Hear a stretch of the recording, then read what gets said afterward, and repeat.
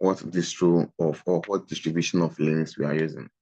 Now, one main important, if not the most important thing in this Linux development environment we are going to use is the command. Everything we do in Linux is you type command. So in this Ubuntu environment we are going to be working with, we are going to be using commands. Now you need to understand the command structure because this is the only way you create files, you navigate the directory, navigate the terminal. So what are commands? Commands are just random alphabet you type to get a job done or to get a function carried out in the terminal for you. So what are the functions I'm talking about? You want to create a file. You want to open a folder or a directory. In this case, usually I will suggest you stick to the word directory, not folder. So you want to change directory. You want to create a file in a particular directory. You use command. So these are the functions, basically the functions I'm talking about. You want to delete a file from a directory. You want to create a directory. Everything you do is going to be commands. So commands are basically random combination of alphabets, sometimes single alphabet that you use to carry out this work or to carry out a function. For example, you want to move from one directory to another directory. You want to move from the root directory to the temp directory.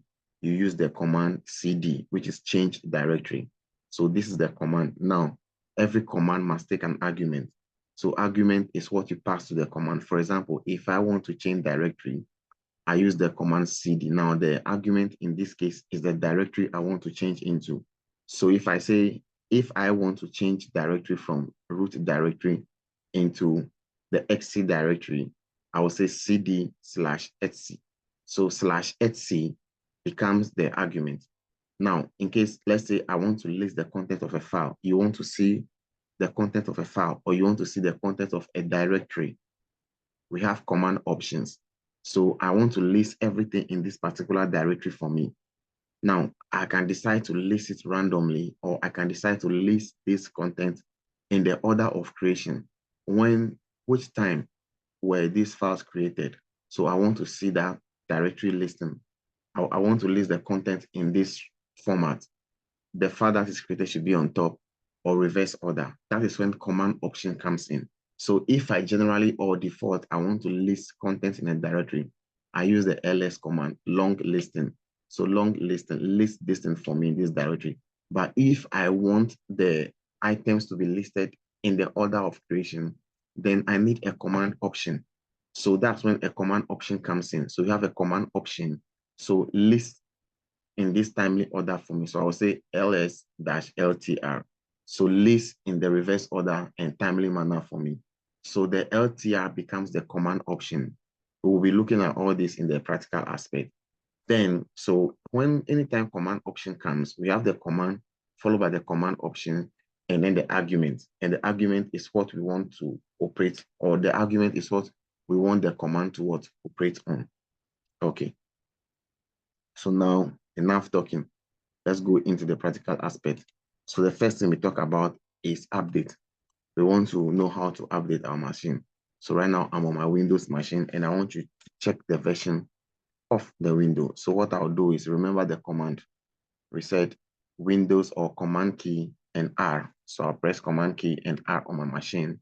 Then I'll see a dialog box open for me at the left bottom corner. So what I'll type inside is WinVer.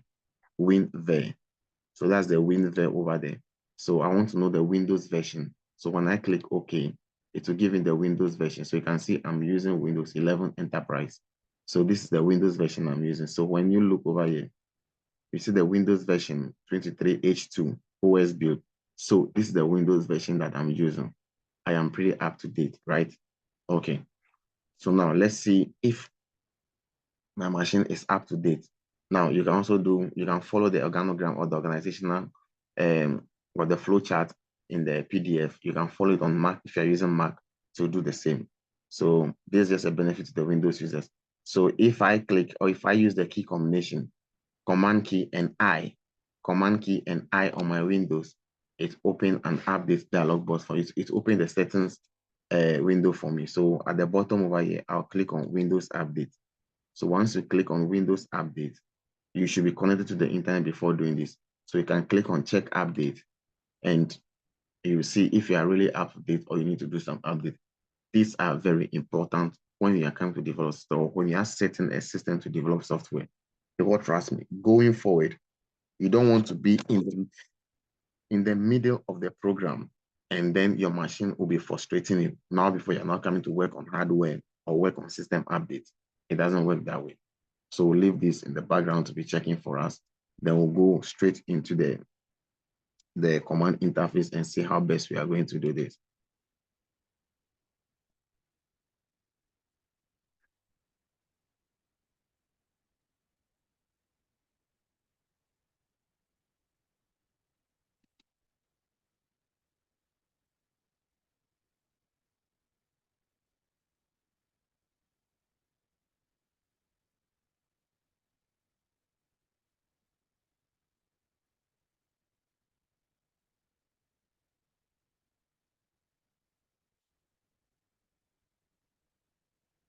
Okay, so this is our learning platform.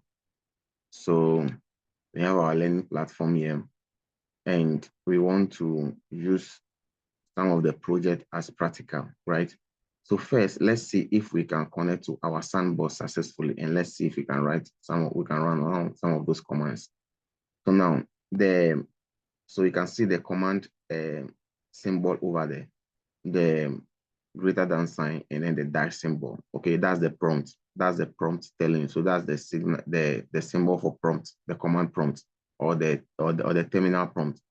So let's click on the sandbox, and then let's talk a little bit about what we are having over here. So over here, we see the sandbox is running, and Faith made it clear that the sandbox is just a virtual machine, right? So a virtual machine is just a simulation of a laptop, a simulation of a physical computer running on a cloud server, or can either be running on a cloud server, or it can be running on your physical machine. Okay, so I have virtual box that I can use to simulate a physical machine to create a virtual machine. So in this case, we have our sandbox as a virtual machine running on a cloud server. So we are accessing the virtual box through the internet, right? So that means it is running on the cloud, and we are accessing this virtual box through the internet. So now we want to connect this virtual box, or sorry, this virtual machine, which is the sandbox, to our physical machine, or we want to be able to remotely access this virtual machine, right, onto our physical machine. And to do that, we have a couple of ways to do that, okay? So we are seeing some ports over here. So ports are basically arbitrary numbers that allow us to run a particular service on a machine, okay? So when you take the HTTPS, for example, Hypertext Transfer Protocol Secure, when you take this HTTPS, it allows us to browse on the web, right? It allows us to access resources and files through the internet, right? So these are just protocols, okay? So these are just protocols that allow something to be achieved, or a function or a work to be achieved in this information technology, okay? So HTTPS is just a protocol. So you have the SFTP, which is I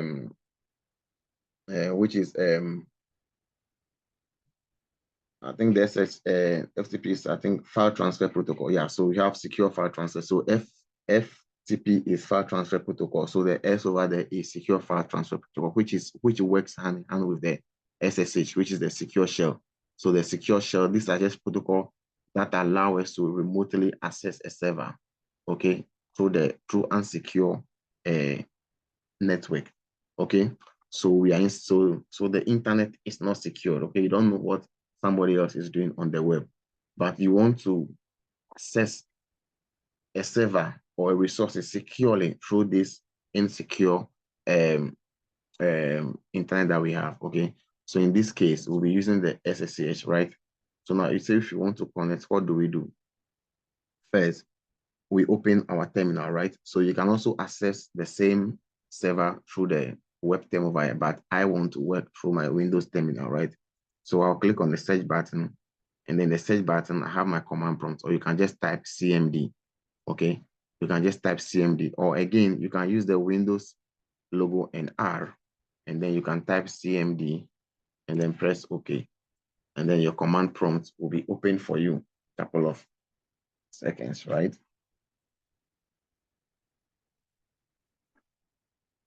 So we have our command prompt open. So let me just enlarge it so that you can. So this is our command prompt, a version of it. So equivalent of this will be the terminal in Windows or what? Linux. Sorry, Linux or Mac. So we click on the SSH, which is the secure shell. It's just a protocol to allow us to remotely access a resources over a secure network, right? So I'll click on it to copy. Then I'll go into my terminal and then I'll paste that in. Okay. Then I'll hit the